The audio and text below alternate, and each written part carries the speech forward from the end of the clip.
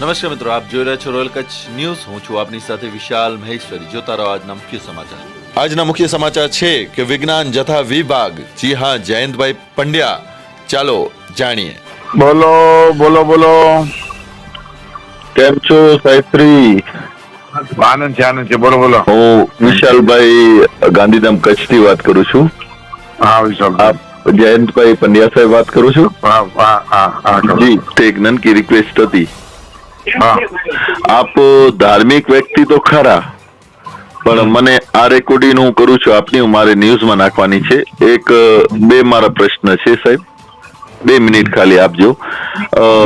મારે પહેલો પ્રશ્ન એ છે કે આપના વિજ્ઞાન જથ્થાની અંદર ધાર્મિક એટલે ભગવાનની ઉર્જા આ દુનિયામાં મોજૂદ છે કે નથી, મારો પહેલો પ્રશ્ન.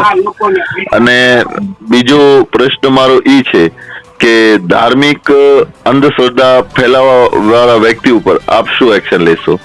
મારા 2 ઉત્તમ ઉત્તર છે. જે આપ કરી રહ્યા છો એ દિલથી સેલ્યુટ છે સાહેબ. હું આપના સપોર્ટમાં છું અને સમર્થનમાં જ છું.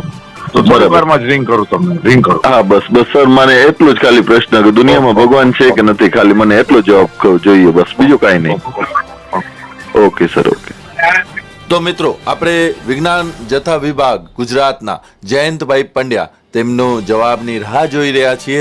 જલ્દીથી જયંતભાઈ પંડ્યાથી મુલાકાત કરશું અને ધાર્મિક વિશે મુદ્દા ઉપર જરૂરથી ચર્ચા કરશું કે આ દુનિયામાં ભગવાન છે કે નથી. અને તમે જેટલા પણ એક્શન લીધેલા છે, જે અંધશ્રદ્ધા ફેલાવી રહ્યા છે, જે છેતરપિંડી ઢોંગી બાવા જે કરી રહ્યા છે, તેના વિશે તમે શું એક્શન લીધું છે, અને ફરીથી એ લોકો આવી રીતના કાવતરા કરશે કે નહીં કરે, અને જો કરશે તો આગળની શું કાર્યવાહી છે, અને શું ગુનાનો નિયમ મુજબ તેવા અંધશ્રદ્ધા લોકો અને તેઓ છેતરપિંડી લોકોથી કરી રહ્યા છે તેના માટે શું કડક કાર્યવાહી છે, આગળથી એ લોકો કરશે તો શું સજા થશે, જો નથી સુધરતા તો પછી આગળની કડક કાર્યવાહી શું, તે પણ આપણે જલ્દીથી જાણીશું. જોતા રહો રોયલ કચ્છ ન્યૂઝ.